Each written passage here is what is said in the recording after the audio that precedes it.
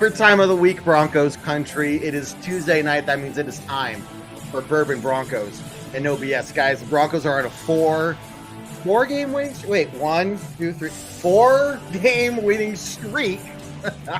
We didn't think they would get 3 games this season after going 1-5, but here we are sitting at 5 wins, 500. Got a great show for y'all. Make sure you post comments and questions and stick around because, you know, when you get to the Thanksgiving leftovers, everybody knows what to do, the turkey and the mashed potatoes. But what do you do with stuffing? That's always a weird leftover. Jared's going to tell you what to do with that extra stuffing leftover from Thanksgiving, something that you wouldn't have thought of in any normal circumstance. So, but before that, we'll talk about plenty of Broncos stuff. So make sure you stick around for that. And let's get ready, guys. Let's go Broncos.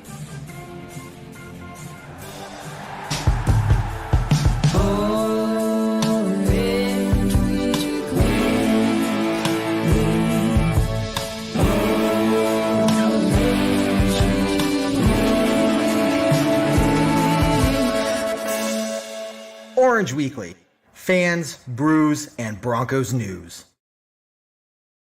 Okay, Broncos gang, and here we are, 4 games in a row, looking good. I don't know, guys. First question of the night is, would you guys say that you believe? Boy, I mean, here's what I'd like to know. How much did you spend on this gag particularly? $5. Totally worth it. All right. Okay. For the record, love the show. Absolutely love that show. Absolutely. You probably easily could have made that for a lot less than $5. Yeah. Probably, but there you go. So what do you guys think? 4-game win streak. We're 500 halfway through the season after beating some big guys. Pat McAfee is here. I mean, Jared is here to kind of tell us what his thoughts are. Start us off, man. Go for it. Yeah, I mean, we have the longest streak right now. We just beat Minnesota, who had the longest streak before us. Win streak, active win streak in the league right now, and it's looking good. I'm loving it. I'm loving what I'm seeing. There's a lot of things to clean up before we continue moving on. So I'm sure we're going to talk about that tonight. If this isn't like that's it. We're 4 in a row. We're going to win out the rest of the season. We're going to go. Let me see if I can math what right. 13-5, right? Boy. And that's probably not the case unless we clean up some problem. What? 12? Yeah. There's not 17 games now? I thought there was 17 games. There is 17. 13 plus 5 is 18, Jared. Jared needs his hibiscus. His abacus it's packed. It's packed. Yeah, my abacus is on its way to San Diego right now. Oh boy. Oh geez. Yeah. But yeah, 12-5 until we're not, right, fellas? Oof. Well, it's a weird position to be in. After we all bottomed out this season. I know it wasn't just me. We all bottomed out this season. You lose by 50, it's going to happen, right? But I mean, I 5-5. Like, did you think about it when we were sitting here at 1-5? We looked at our schedule. Oof, we were not looking. We were not happy. Yeesh. Well, it was 1-5. We had already lost to the Raiders, already lost to the Chiefs once, and now we're second place in the AFC West. Like, just so how crazy it can change in 4 games, and obviously we're rolling on the upward of the roller coaster. Hopefully, there's no down on this one because I'm loving it, and I want to keep this momentum and excitement for the rest of the season for sure. For sure. Spotty, man, what do you think? I love it. I absolutely love it. I'm trying to think of the last time that we went on a 4-game win streak. 2016. Was it 2016? First 4 games of the season, and then we know what happened after that. We didn't. Oh yeah, then we bottomed out really quickly. These are important wins. We know that here on out, we know almost every win is important, but now we've allowed ourselves some areas to possibly falter a little bit and still put ourselves in contention. What's really weird is all the other things that are going on around the league that happen to put more woods on the fire that is lighting our hearts right now. Absolutely. And it's hard not to be super excited. It's hard not. Seriously, after the game, my dad called me. I called my best friend after that. I was texting my fantasy football group, and we're still trying to figure out. I'm still trying to figure out from 4 weeks ago what in the H is going on. This is not the trajectory. If after giving up 70 points to the Dolphins, losing by 50, I told you that the Broncos were going to beat the Chiefs and the Bills in back-to-back games. I know not back-to-back weeks, but in back-to-back games, and then beating the hottest team in the league that was on a 5-game win streak. I would have told you were drunk. Yeah. If you had told me that we were going to be second in the AFC by this point of the season, I would have said, then that means that the Chargers and the Raiders have like maybe 2 wins and maybe we have 3, and that's how we got to second place. I wouldn't think that we'd be 2 games behind the Chiefs, not to say that we're going to catch them because it's the Chiefs. They're probably going to keep winning more than not. Right. But to be in this position is huge for us, especially when we're looking down the pike, right? What this means for us in the coming years. It's not going to be a foregone conclusion that the Chiefs are going to take it every year. No, it's a missed field. We're a missed field goal and a defensive stop from being 7-3 right now. Yeah, like them's the breaks. And then we're talking. We're having an entirely different conversation. But and let's start with this. I want to ask all of you guys because I know what my answer is. But what do you attribute it to? Is there any one thing? I was going to say. David, you stole my thunder. I was going to say I'm going to volleyball set you up for the spike here. Oh, man. You ready? And Clayton kind of did already in the comments, so I'm volleyball setting you up for the spike here. Okay. It takes a while for a team to start working together as a team.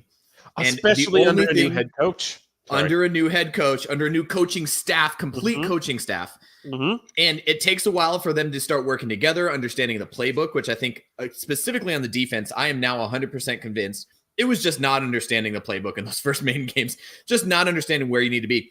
And now that they're on the same page, everyone knows what they're doing, what they're supposed to be doing. We have the athletes. We've known it all along. That is attributed 100% to the coaching staff and what Sean has brought in and done with this team. I just love it. Yeah. VJ, I mean, you gotta give props to VJ for as much crap as we've given him, and rightfully so. Totally rightfully so. You drop, you get 70 dropped against you. You have the head coaching record and history that you have with the team. He deserved everything he got, but you got to sit here and say this has got to be, if not the hottest defense in the NFL, probably in the top 2 or 3. And that is what you're saying, coaching. So yeah, big props to Sean Payton for bringing in VJ, but bigger for Vance Joseph to turn this around. Make adjustments in the middle of the season to get the defense to where they are and playing. I think it's safe to say that this is consistent play right now, and this is what's to be expected every single week from this Broncos defense. Body, what do you think? I want to give credit to VJ for making the adjustments that is necessary in this game. I want to give him that credit that I still won't give to Sean Payton. And the reason is that we've seen, I mean, to say a 180 doesn't even do it justice for this defense. It does not do it justice. I mean, even in the last 4 games, we have 12 takeaways in the last 4 games. And it's not like they were like these crazy, like, oh, all of them went off the wide receiver's hands or something like that. Like, it was guys in the right places. Yeah, we may not be getting pressure and but that's going to eventually have to come, right? But if we're getting enough pressure that the balls are coming out, they made the adjustments where when we see the opposing team go on offense near the end of halves or near the end of the game, I oddly have this weird confidence in the defense, almost like it's the 2015 defense. I know this isn't as star-studded as it was back then, but it's just amazing to see, and it's coming from a lot of guys that we still are like, I don't know where you came from. We speak their names every week, but how many teams looked them over? I mean, Moreau was on another team. McMillan is an undrafted guy, so that tells you that at least 32 teams overlooked them to get them to where they're at. And I give those guys credit. They are balling out. Yeah. And David, before you take us, I just want to mention something Spotty said here. We're talking about 180s. This team at the first 6 games of the year, we talked about it over and over again. In the first couple quarters, they're doing great things. They're scoring, whatever. Defense is letting up a lot of points, but the offense is scoring and doing their thing. And I would not trust the ball in Russ's hands or defense's hands to win a game. And now, in the last 4 games, that's all it's been. Is you put the ball either in the defense's hands or in Russ's hands at the end of the game, and they go down and make it happen. It's that mentality of like, we know how to win now. It's almost like this might be like super simple, but it's almost like a light switch went off in their head and was like, oh, guys, this is how you win.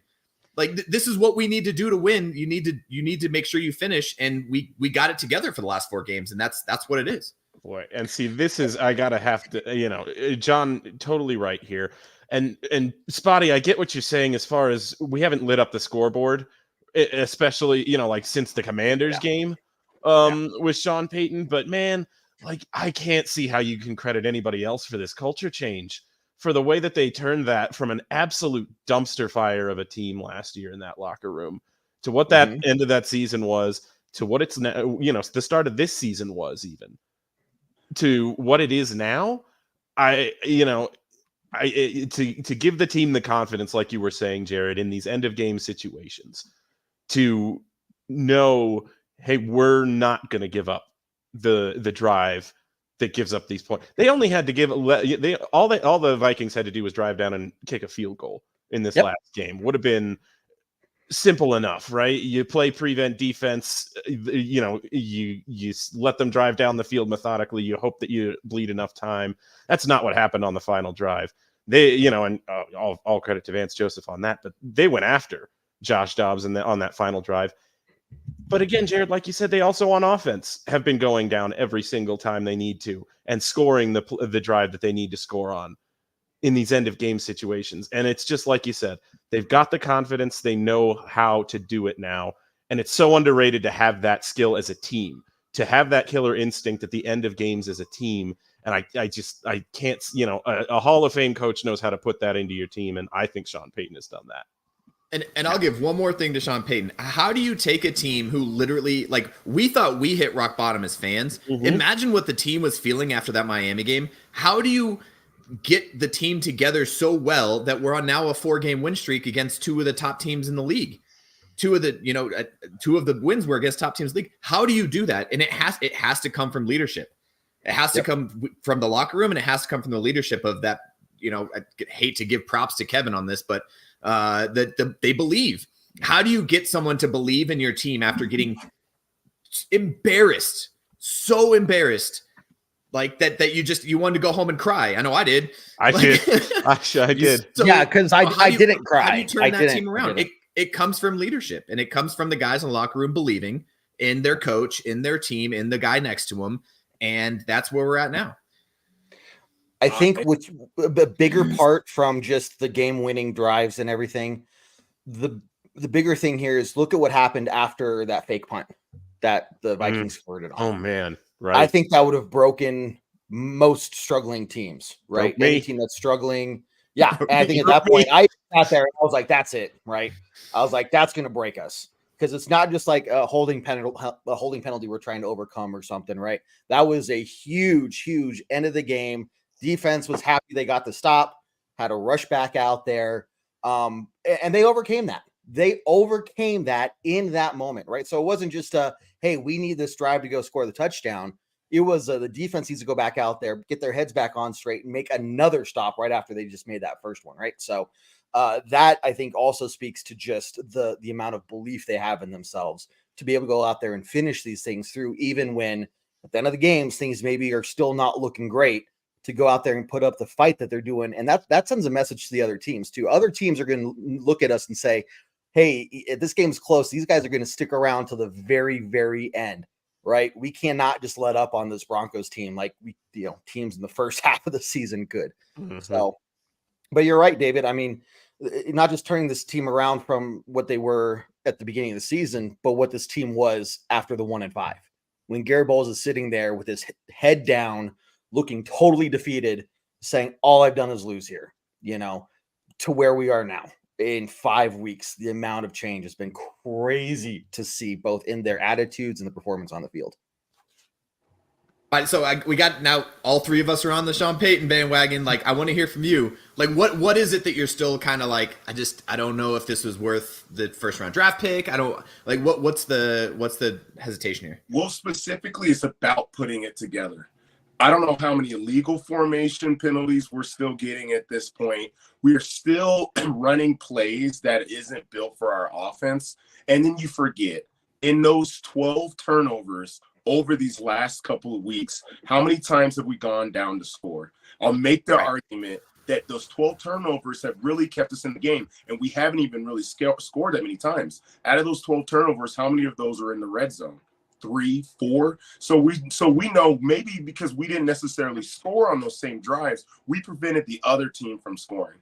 And then we put ourselves in plus position a lot of times, and we are still kicking field goals. We are still deciding on a second down play. This is the time to do a bubble screen when we're already second and long. Okay. I am just saying that at this point, yes, the offense goes down and scores when we need them to score. That's awesome. But we scored 1 touchdown in that game, and we had the ball. I mean, let's not talk about how we probably shouldn't have got that first fumble from K-Jack, but we got that ball in territory to score immediately. And if there was a time to take the momentum immediately from the other team, that was it. We had the exact same situation with Buffalo. So the reason I'm still not giving Payton any credit is because we haven't put it together on offense. There are little things, legal men downfield, lining up incorrectly, that are still putting us down, that this offense hasn't really showed me that in a game where our defense will not play as well, which you can make the argument that they didn't really play that well against the Vikings either, that the offense has the ability to put us in the best position to win the football game. And I'll give you. I want to say this about the Garrett, like the illegal formation was Garrett Bowles' fault. That wasn't right. It was two. They ran the same play, the same formation 2 times in a row. The play before he said, "Hey, I'm whatever," did to the ref. He did that, and then the second time he didn't. Apparently, I don't know, but that's kind of Garrett Bowles' fault. We've seen it the last couple of games, illegal formations. Yeah. And it wasn't just Garrett Bowles; it was wide receivers or linemen. So, I'll say this: I think you have a absolutely valid point about the turnovers, especially about I think their starting field position on Broncos drives over the last 2 weeks has been like the 43-yard line or something like that. And you got to score more points than that when you start at that position. But at least I am in a position where I have faith that this coaching staff will get that fixed going forward. And the reason that I actually have faith this year, I get it, I know, but they started 1-5, Spotty. And they had bigger fish to fry. Right. They have to do the things before they can do the other things. And just stop losing before you start scoring a ton of points. So they had to learn how to not give up 70 points. Then they had to learn to David, we talked about this. Can we not we're done? We talked about it in one aspect. Then they had to learn at least once a show how to not lose to the coach that they ran their mouth off about during the summer. And they did those things and it sucked. And then but then they learned how to beat the Chiefs, and and then they learned how to go on the road and beat the Bills on Monday night. And then they, learned how to beat a team that had the most momentum in the entire league the week after that. So I feel like there is at least a linear progression that we're seeing. And I have faith that, I get it. We don't have a lot of time, especially if you want to talk about this Broncos team as a playoff team seriously. But I think it can get better, and I think it will. Yeah, it has to, right? At this point, things are moving forward too well for them to start taking steps backwards. And the players are believing in themselves. To sit here and say that there's really no team that they couldn't beat. Somebody in one of the comments of one of the videos was saying that that's cocky to think. I don't think so. I think that's good for your guys to go out there and be like, we can beat these guys. We got the Lions coming down the stretch. You asked me 4 weeks ago, I'll be like, I hope we don't give up 70 points in that game. I'm looking at that going now. Look, we could lose, but that's going to be. I know. There you go, Jared. Just for you. But how can you look at that game and not be like, this Broncos team could make a real good stand and maybe make some magic happen at the end of the game? Shock the NFL again. We're already shocking the NFL 4 weeks in a row now. I mean, we're the hottest team in the NFL after starting 1-5. I mean, just holy crap, right? So, I'm really happy with where they're at, but they have to keep going. You're right. To play both sides of this, I definitely see where Spotty's coming from. Like we've had this progression. David talked about this linear progression and all the other aspects of the game. Our special teams have gotten better. Remember, Will Lutz missed all the field goals and extra points in the first game. Our special teams have gotten better. Our defense has gotten significant. Like we're talking about like straight up 90-degree angle, significantly better. And our offense started a little high and then is stagnant. And now 2 games in a row. And I definitely get where Spotty's come from. This is going to be one of my we have to fix this if we're going to win any more games. Like we cannot be getting these 4 turnovers a game and score field goals off of every single one of them. The biggest Buffalo stat that I saw in my head, I don't know what it was here against Minnesota, but it's probably very similar. I'm not taking the side, John. You can shut your mouth. But the biggest one, and is probably very similar. We had 4 turnovers and we almost had more points off. We had more turnovers than points off turnovers, which we can't have. And that's just something that needs to be fixed, especially 2 games in a row. We get a turnover in their zone and end up settling for a field goal. I know the first one was a 3-and-out. Second one, I think we got a first down, then went 3-and-out. But we can't have that. We gotta get the ball in the end zone and capitalize on that, or else there's gonna be another team that gets the turnovers against us. And now all of a sudden we still win the turnover battle and we lose the game, which almost happened on Sunday night. Or it's just not a matter of, they're going to get more turnovers than us. It's just a matter of they're just going to score 1 more field goal than us because they're going to make 1 more defensive stand than we do. And that's what's going to hurt us. So it's one of those things that, I think as the coaches, you're preaching this every week, right? Guys, this is going to burn us. If we don't start executing to the level we should be at by now, right? Spotty, I agree. We should be at a higher level by now on the offense. If we don't start executing to this, it's going to burn us.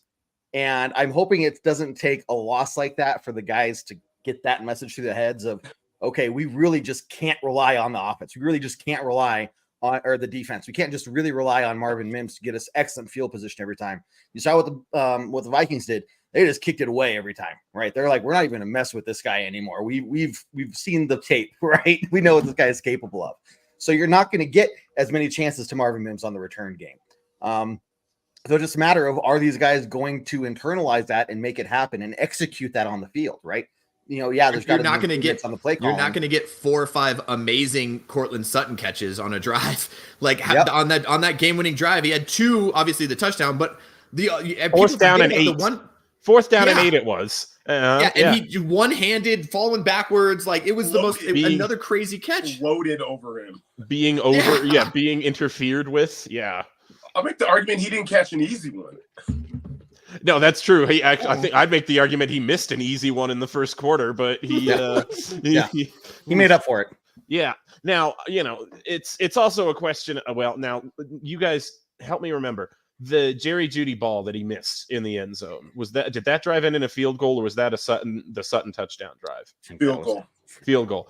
So, and I think it feels like that's why I have kind of the faith more than any reason, because it feels like we're inches away. We're not miles away on these things, and boy, those penalties, you're right. Those are frustrating, and they happen too many times in too many straight games.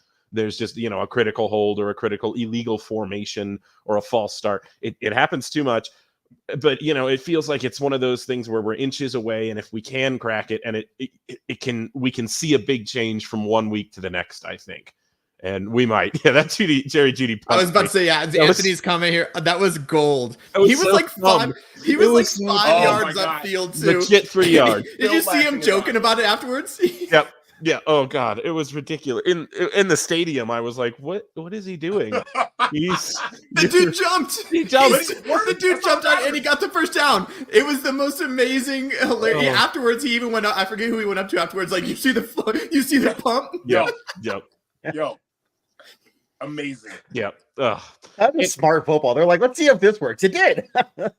Fuck it, do it. And you know for a fact. I bet you Sean Payton or I bet you he tore him a new one on the sideline. I guarantee he was like, "Do not do that." But he probably caught the ball and was like, "I got two people coming at me. I'm going to pretend and then just go." He probably just did it on a whim, and everyone was like, "Yeah." Hey, this might be true though. He's going to see that.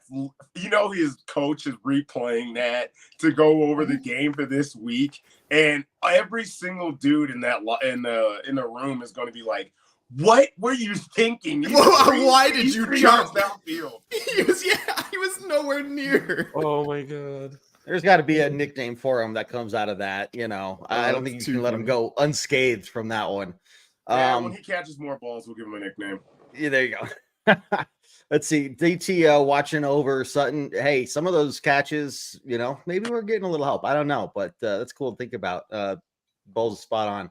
Neil, let's see. Broncos versus Eagles. We'll talk about playoffs if and when that gets closer for sure. Yeah. Also, something tells me if we're officiating, it's going to be awful. Yes. We'll get to this, Pete, in a minute. I want to focus on the offense a little bit more. And the question I have for you guys, because we've talked about all the things that they're struggling with and whatnot.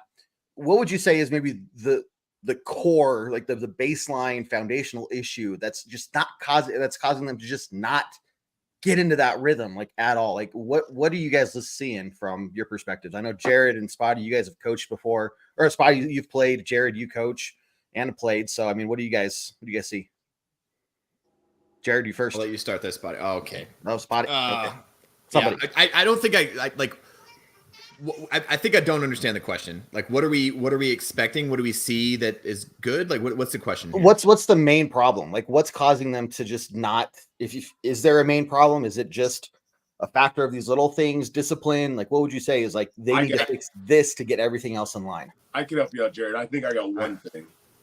So for us right now, we need the run game to be established to truly get underneath ourselves.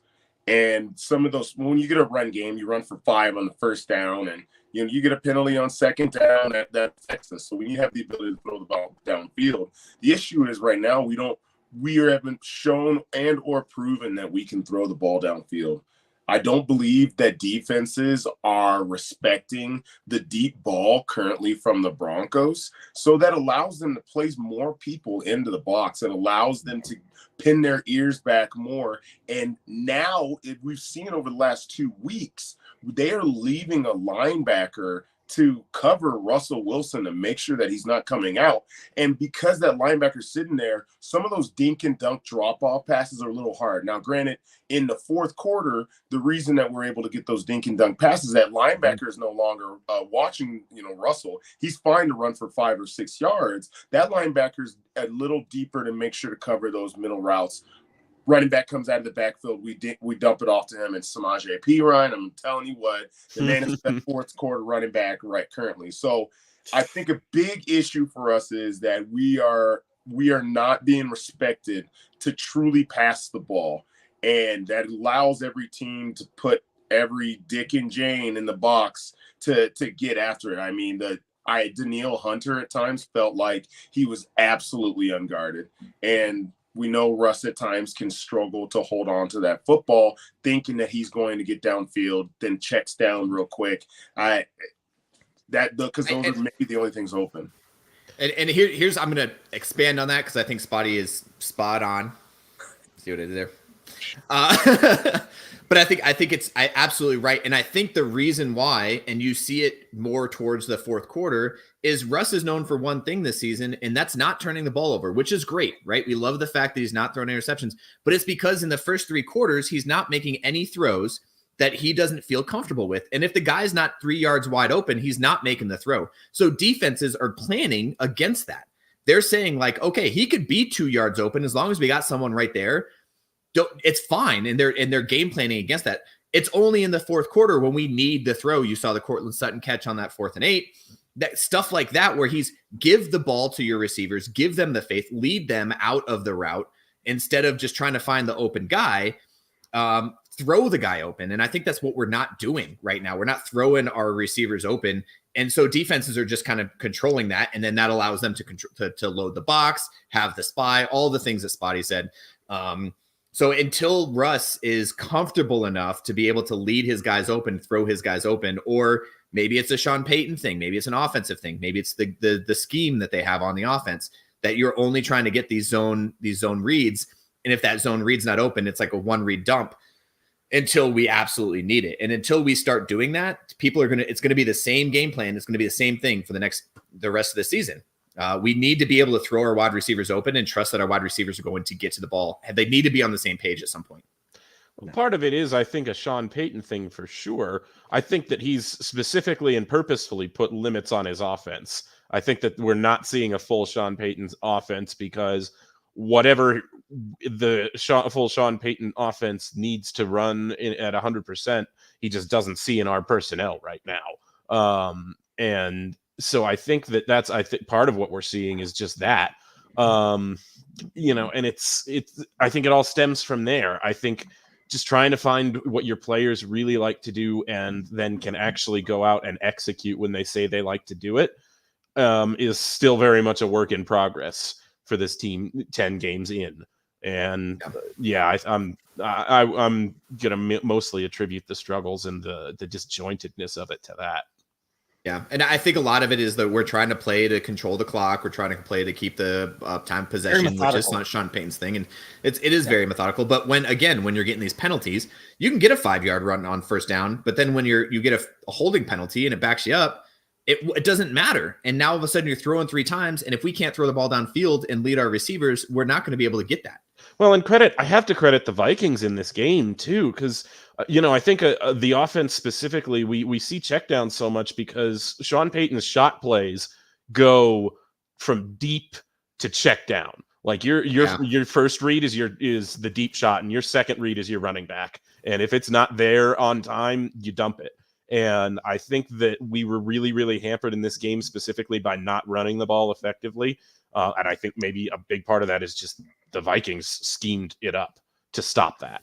They really wanted to shut down Javonte and Jaleel, and that really didn't allow our deep passing game to key in the way we wanted it to. It hasn't been there for several weeks anyway, but in this game specifically, I feel like more than anything, that was the reason. I like it. Last thing, and this is totally an armchair quarterback thing, okay? Sure. I'm slightly annoyed by a lot of these early reads are just flat out being missed by Russ. This is my only gripe. The guy, when you get a quarterback who's not turning the ball over, and then his turnover to touchdown ratio, you really can't have any gripes. I've always 100% said that I'm cool with the Alex Smith style of offense. Okay, Low turnovers, low impact. But we've seen early in these games that he misses some wide open wide receivers, whether that's because he goes through his checkdowns really quickly. Granted, it could just be like you said, David, that's how the offense is schemed, is if you don't see it in that moment and you turn your head away, and then that defensive player may have missed it. I think beginning of both of these games, that tight end that we've signed recently, who's 100% a receiving tight end, I can't even remember his name right now, 45, he's got like a number or something. He's been streaming up the sidelines, and, Greg Dulcich against the Seattle Seahawks style, and he's been missed almost every single time that we did. But of course, granted, you guys been on the team for 2 weeks, and if our progressions are moving quickly before to the check down, then it's going to get missed. But eventually, I think that's that one aspect of the offense that we're saying, okay, if that gets added in even a little bit, then we're cooking with gas. Yeah, and there's a couple things that you can attribute to that from a quarterback perspective. Is like, one, you either don't trust the receiver, or 2, you don't trust your offensive line. Those are the two things. If you're reading through your reads too fast, you're not going to be able to read the cut.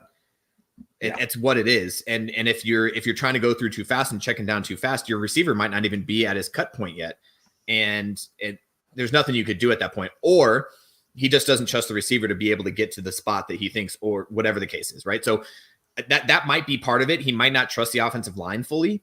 And I think in this game specifically, Minnesota, we talked about on the pregame podcast, we knew they were a blitz-heavy team, and he had to get that ball out fast. And I think that might be part of, specifically against Minnesota, a lot of the checkdowns, a lot of the not throwing downfield is because he, in his head, he knew, he was probably drilled in him all week. This is a blitzing team. what did you say, David? 49% of the time or something like that, they blitz. He needed to get that ball out quick. And to his credit, he was like 10 for 12 against the blitz in this game. And it was a ton of checkdowns, but at least those balls didn't end up in the dirt for the most part. Right there. Better get rid of that ball quick this weekend. Boy, it's gonna that Cleveland defense. Ooh. Speaking of which, they don't need the blitz. That's the problem. So here we are, guys, a little bit past halfway through the show. Before we close the chapter on this 4-game win streak and get back to work of looking ahead and taking care of business for this week, final thoughts on where the Broncos stand right now, either from what you've seen from this game up to this point. What do you think, guys? Jared? We are second place in the AFC West. I like hearing that. I just wanted one of you guys to say that again, because 5-5, and we have a lot of work to do. In the hunt. Hey, we showed on the graphic. 5-5 with a lot of work to do. But we're graphic official, guys. Spotty said it. We're on the graphic. We're graphic. And it's not the quarterback carousel graphic this time. It's an actual graphic. No, it's a good graphic. It's not these teams are already eliminated by week 13, graphic. Yeah. We're in the hunt graphic. In the hunt. Yep. And it's here's the Broncos. The rest of December is just going to be meaningless football. Yeah, not this year. At least not right now, the way they're going. So you have to watch the Broncos in late November, guys. You have to watch the Broncos in early December. They're must-see TV. They are. We have and that's why undefeated this month. It could happen. We have the potential to be undefeated this month. I don't remember a undefeated November. The Broncos have not lost a football game in 45 days. Yep. It's about a month and a half. Is that why I'm so much happier in life? Yeah. I walk through life so much happier now, and I was wondering why it was this month. I thought it was a November thing. Yeah. No, it's not because the leaves are changing colors or whatever. No, it's because of the Broncos. We're all happier here. Well, guys, let's move to it. Look, here's the matter at hand. It's a very, very tough Browns team coming to Denver. They're also in the playoff hunt. They're playing some good football. Yes, their main quarterback, Deshaun Watson, went down, but they still end up winning last week. Yeah, he was went down. But we had no run game. I know, right? We had no run game this last week. I think we had almost as many penalty yards as we did rushing yards, and we didn't have a ton of penalties, so that should say something. But what do you guys think of the upcoming game? What are some things you're looking for? Give us hints or some taste of the pregame podcast. What do you guys think? Can I start with the elephant in the room? Do it. 5 yards a carry. 5 yards a carry to one of the least efficient rushing teams in the NFL. 5 yards a carry. As a matter of fact, that rookie was 7.5 yards a carry. That is asinine. And when we're coming up against a team that runs the football real well. Jerome Ford might, I know, Chubb, gruesome injury. Sorry to see that, my guy. Jerome Ford has played real well in his stead. And as a matter of fact, I feel like every Cleveland running back that's usually picked up for Nick Chubb wasn't it D'Ernest last year? Was it Johnson? Last year? Yeah. Johnson. Was that last year or was that 2 years ago? He ran for 100 yards on the Broncos. Yeah, more than that, like 200 yards or something like that. Yeah. Okay. And that was a quote unquote better defense when it came to the run. So tackling drills, pin your ears back. This game is about to be real ugly. And I'm not talking about ugly as in this is a 35-31 game. I'm talking about, this might be a 16-10 game. Yeah, they are they've got Dorian Thompson Robinson starting at quarterback. You've got Kareem Hunt also running the ball for them. And you've got a Broncos defense that, like, you know, in the first couple of weeks of the season, like we talked about it, they just weren't schemed up to do anything correctly. Recently, they haven't tackled well at all. You know, and it was again in this Minnesota game, you could just see it. There were plays where they stopped the run really well, and there were plays where they were in a position to stop a run, and they missed a tackle, and it was 9 yards down the field before you could blink. And it's just they've got to improve the tackling. I don't, you know, Vance, you got them turning the ball over 3 times a game or more. Let's get them tackling. Yeah. I think the Texans touchdown, when, you know, it looked like it was about to be a sack, you know, or, you know, tackling the quarterback, and then he missed, who I think it was Cooper missed and then threw the touchdown. Talking about Dobbs? Oh, yeah. Dobbs. Sorry, Dobbs for this last week. I think that's the perfect example of just, you know, needing to find ways to just tackle better. Yep. I actually attribute that one to the crappy NFL rules about touching quarterbacks. Yeah. Yeah. He was trying to be careful. Which is stupid. I get the rule. I don't. It is what it is. But I wouldn't be surprised though. After the Kareem Hunt hit, they went to the sideline. Was like, "Don't let that happen again." And he was like, "Okay." Yeah. And then he like told the team, exactly. Like, "Hey guys, let's be a little bit careful on be a little Josh nicer Dobbs. This game." Although Josh Dobbs was a running back that situation, it's a whole nother story. But and so speaking of Kareem Jackson, we're not going to have him, and he is absolutely our hardest hitter on the team. Yeah. And that's gonna be tough. That's going to be tough against this Cleveland Browns run game. Yeah, I don't know what's going on with JL Skinner, guys. He's been a game day inactive pretty much every game this week. Or I'm sorry, game this year. But I am at this point ready to say I know what Delarian Turner-Yell puts out on the field as a starting safety, and I want to see Skinner. Yeah. Somebody who's been inactive, you don't even want to see. I want to see. I fully agree with you. Let's see. The devil I don't know might be better than the devil I know at this point. Because better yet, I'm just saying maybe we use one of those. I think it was Jared who said it. Can we use one of these corners at safety? Was it last week that you said that? And we harped on you for that. It doesn't sound like a terrible idea. Like, anymore. Bring back Essing, Boosie or whatever. He could give him a try at safety. Yep. I'd love that.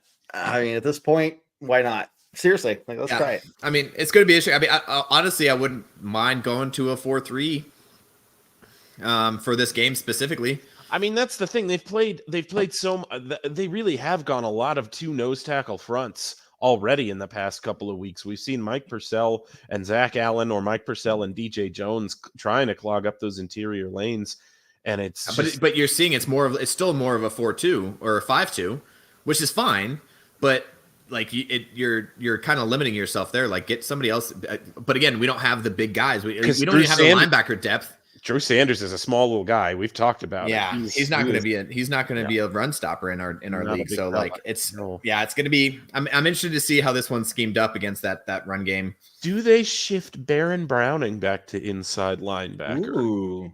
Is that something you try for this game if you want to go with a 3 linebacker look? I'm not mad. Yeah, that option. Mm-hmm. I like that. It just makes me wonder a little bit, right? Is it that we're running out more DB heavy? I mean, this is the NFL. We know that there's more DB heavy defenses out there. So we're doing really well in stopping the pass. And that's because we have the nickel and dime packages out there a lot more. Right. Was that what's truly having an effect? And then we're too small to get after there. I can't be positive about that. It feels like most of those tackles are missed by Singleton and Jewell, even though I 100% know that both those guys lead this team in tackles. Yeah. There's a lot of tackles to be had for those linebackers this year. Yes. Yeah. And so it's hard. And Justin isn't play at the line of scrimmage kind of safety. Justin's a play back kind of guy. He's a true free safety. And if Justin's the one who's getting the tackle, we're in dire straits at that point. Don't get me wrong, he's a great tackler, but that's not the guy that I want to see one-on-one with a 230-pound Jerome Ford. Yeah. Right. Which for the record, shout out to for his birthday, Justin Simmons, and for the fact that on that last drive The 2 pass breakups to the tight end. Absolutely beautiful. It looked like almost the exact same offensive and defensive play on 2 plays in a row. And he came down and broke both of them up, and it was absolutely beautiful, gorgeous. I loved every second of it. But yeah, I think a lot of that is contributed to the fact that we have true strong safeties. Like, there's not a lot of teams in the league that do the true strong safety, which is a hybrid linebacker like safety coverage guy. And we've had that, and right now I don't think we do. So we have to switch it up somehow to be able to play to our strengths, our personnel strengths. You can make the argument that we don't necessarily need it for this game. I'm not really worried that they're going to throw the ball downfield a lot more. Right.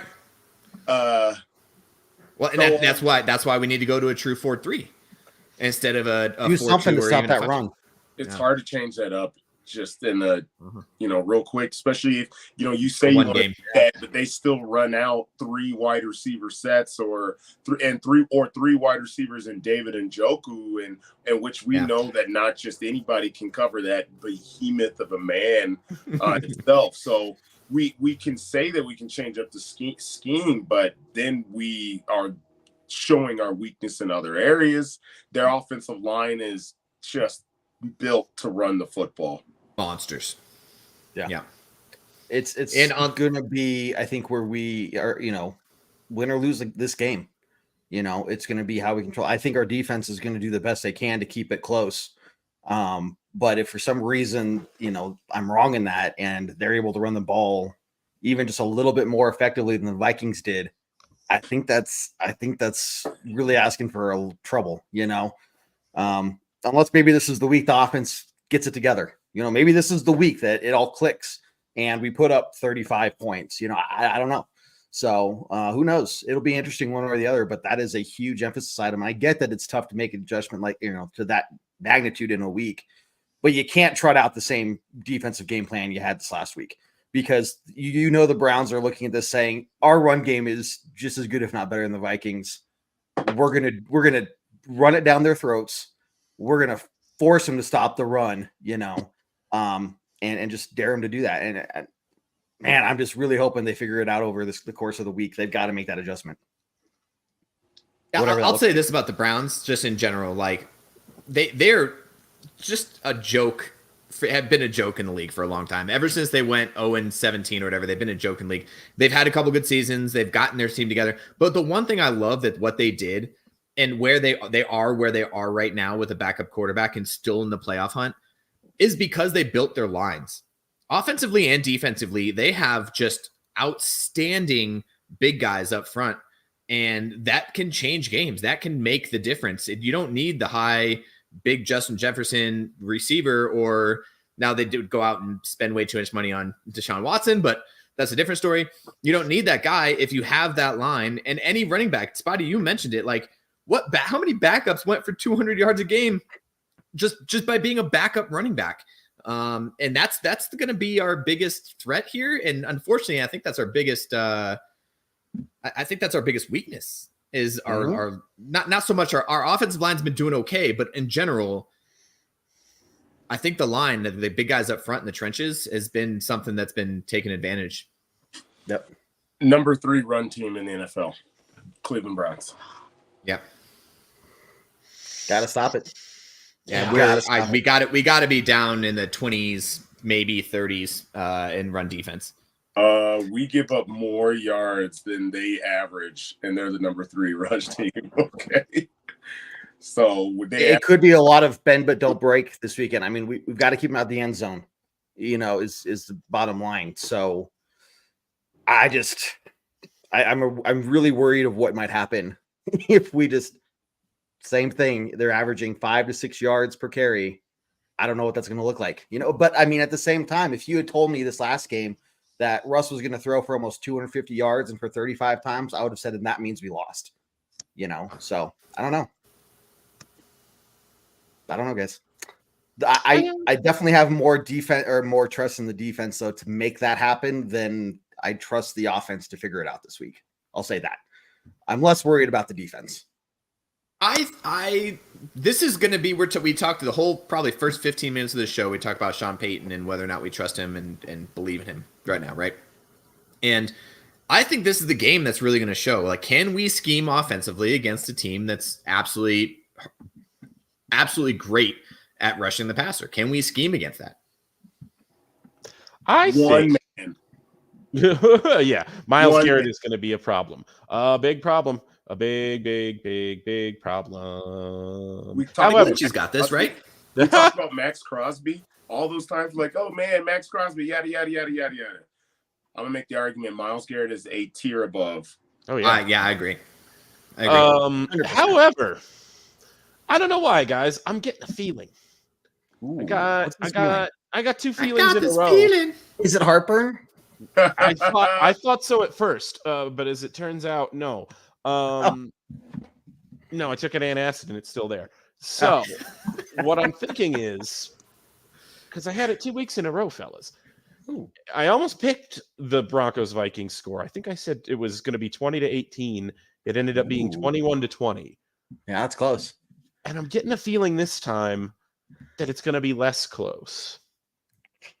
In favor of the Broncos. Ooh, okay. I'm thinking then you're going to have to listen to the pregame podcast to get an exact score prediction, so make sure you tune in for that this week. But I'm thinking high 20s. Okay. Low 30s. It'd be a good day for the offense. That'd be a real good day for the offense. Yeah. That means at least 2 touchdowns. Absolutely. No, I'm thinking it's going to be a good day for the offense. I think the deep shot returns this week because, fellas, I'll tell you something.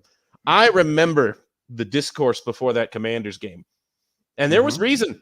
They had a host of pass rushers to send, waves after waves. This was before the trades, of course. And what did we do? Marvin Mims came out to play that day, my friends. Marvin Mims came out to play. The defense, well, you can't say the same. But boy, did they light up those deep passes when they were there. Yeah, I think they're going to do it again this week. I know the Browns have a secondary to pair with that pass rush, but I don't care. Give me Cortland Sutton. I love this, David. You have Reach. faith again. Reach. You're into it. You know, you're not dead inside. I don't know what it is, but I'm gonna chase I like this David better. I'm chasing.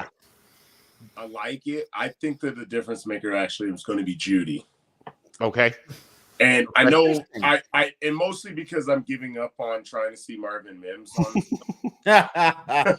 Okay. Seriously. Hey, he had a good one this week, except for the flag that called it back. But we can't talk about it. Oh yeah, the one play that we gave him the opportunity to, and that's what we do. We give him 1 or 2 plays. So I am not confident any longer that I can say his name. This year. Not this year. There's a couple of things that I want to say, and one of it is that I no longer believe that teams are going to be overlooking the Broncos. Yep. I think it's only going to get harder from here. I think it's really easy for teams to kind of look at a team and like, hey, bro, did you see their score against the Jets? Or, hey, bro, like, did you see that they lost to the Commanders or whatever? You know, like, I think it's easy to look past the team. And now that they look at the stat line and they see, oh, Cortland Sutton, he's got the second most touchdowns in the NFL. It was only Tyreek or A.J. Brown that has more touchdowns than Cortland Sutton. I think now you're going to see a lot of teams are going to say, okay, you beat us. If you're going to beat us through the air, it's not going to be with Cortland Sutton. And that is the absolute opportunity for Jerry Jeudy to come up and step up. We saw him a lot more, okay? Not just faking throwing football. We saw him a lot more. I think he sees that game film because that drop was bad. He's still diving forward in a really weird situation. It's bad, but I think he's going to take that momentum and he's going to see that he's the person. That Denzel Ward is the number 1 for the Cleveland Browns. They don't really have a number 2 on the other side, which is where I think teams have been taking advantage of them. Just from like Steelers games and stuff like that, I've seen, that second guy, George Pickens or whoever is truly the one that's been doing better against their secondary than the first fiddle for the team. So Judy. And I really hope that I'm still crossing my fingers that Greg Dulcich will get back here at some point during the season to give us another target. I know Jared has given up on him, though. Yeah, I have. I don't know. I love the guy. I think he's a great athlete. I just can't trust that he's going to stay on the field. So while I was doing that, I had to pull up my calculator to show you that Marvin Mims was on the field for 56% of offensive snaps. And how many targets? Look, I don't throw the ball. I'm just saying, like, they threw him out there, and whether or not he was targeted or not, I think there was like 26 pass plays he was out there for, 33 total plays, 26 of them passes. So, like, they're starting to throw him out there a little bit more, and it's whether or not he's getting open. And like we talked about earlier, it's in the first 3 quarters, he has to be 2 to 3 steps ahead of his DB to be able to be wide open. Glorified decoy. What's that? Glorified decoy. But yeah, that's true too. Well, hopefully, I mean, I am all about the decoy wide receivers. Absolutely all about the decoy wide receiver. Like if you can spread the field and pull a safety, maybe 2 out of a play, like I'm all about that. But if you don't pass it to him, he's not so much decoy. Yeah, that's has to be a credible threat. You can't be like. You could throw me out there and be like, "I'm the decoy." They're not going to cover me. They're not going to worry about me. You can't be sitting in the war room being like, "Hopefully they watched the Washington game and that was the only one they watched." Like, like you gotta try to at least throw the ball. So like, at least they're trying to get the ball to him. We got to make sure we're covering him so he doesn't burn us, right? Glorified decoy to the best right now. I mean, but they gotta at least try to throw the ball a little bit more. But I like the idea of going out there and trying to get a deep ball early, like early on that first drive, because force them to go back there and say, we got to, they're going to take shots. Okay, then we got to, honor that. And hopefully that'll open up some of the run game for us. I think this last week we were so stuck into trying to get that run game going that we couldn't get those deep down the field passes, right? Or at least any options to. So I don't know. I'd like to see it at least a try early on. So, Spotty, are you drinking Jack straight from the bottle right now? That's so epic. He's he's like, I'm gonna have a little bit and then I'll pour. Just mid, like he was like glorified decoy. Like this is it. Like I'm done. Like let's go. This is it. We have the talent. We have the talent at wide receiver. What is it? It's Jim Beam. Oh, okay. Same, but different. Same, but different. Hey guys, yes. go, David. No. I just wanted to back up what Shane is saying here, guys. If you like us and obviously you like us, you're here, you love us. Hit that bell, hit that like, hit that share button, subscribe to us on YouTube. I don't know if we've put it out to you guys yet that we really like having people subscribe to us on YouTube. If we haven't made that message clear, let me reiterate. YouTube. Good. Yep. Because I mean, we put videos out every day, and if you guys don't subscribe, then we're just putting out videos for ourselves to watch, and that's weird. I mean, we'll do it, but it is weird. I mean, at least we have a couple of people on our OnlyFans now. Before we were just sitting at 0, and that was kind of like, well, then what are you guys doing? But we have a couple people now that have subscribed. Yeah, DevCan and KevDan are the same person. I know it. So we're gonna get to the bottom of this. That Devin Candino, I'm telling you, he's a cool cat. He is a cool cat. You guys have got to meet him sometime. Next time he's in town, I'll let you guys know. I think you're selling him a little short.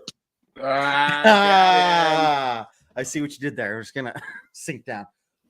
David's totally right. Make sure you subscribe to all our stuff. If you want to hear more of the pregame talk from the pregame podcast, you got to subscribe to us on iTunes, Spotify, Google Play, and or Stitcher. If you want to subscribe to all those places and help us out even more, great. But at least one of those places for you to be able to catch that podcast. We also got our game day shows. We got the tailgate talk 1 hour or so before kickoff, and then halftime hash show, obviously live as soon as halftime starts. You guys can check us out then as well. And then all the other daily content we push out. So look, guys, we've been around for 7 years. It's been crappy for the majority of it, but we're sitting here looking pretty good right now, at least to a point where we never thought was possible, at the beginning of the season. So we're glad you're all here. We're going to keep sticking around no matter what, and it's going to be fantastic. So, but I think we'll start closing up here and sharing some closing thoughts. And Jared, once again, you first, sir. So you mentioned it, 7 years, and I feel like this is the first time at the middle of the season that I felt confident. Like it's been in the past 7 years, this is the first time that in the middle of the season, I'm like, guys, like we're doing pretty well and we have a lot to look forward to. Most of the time it's the beginning of the season. We're like, Drew Lock's the guy. Right. We signed Russell Wilson. All these other we drafted this quarterback that was awesome and for like 3 games. And it was so, we were always high on the coaches, like great new coaching staff. Let's go. This is the first time mid-season that I'm like, you know what? Like, I'm feeling confident in our Denver Broncos. I'm feeling confident game to game. I'm feeling confident that it's not going to be another first 4 games of the season where at the end of it, you're just like, oh man, what are we doing? And we gave ourselves some wiggle room. And that's the biggest one. We're at 500 right now. We gave ourselves a little bit of wiggle room towards the end of the season. Little bit of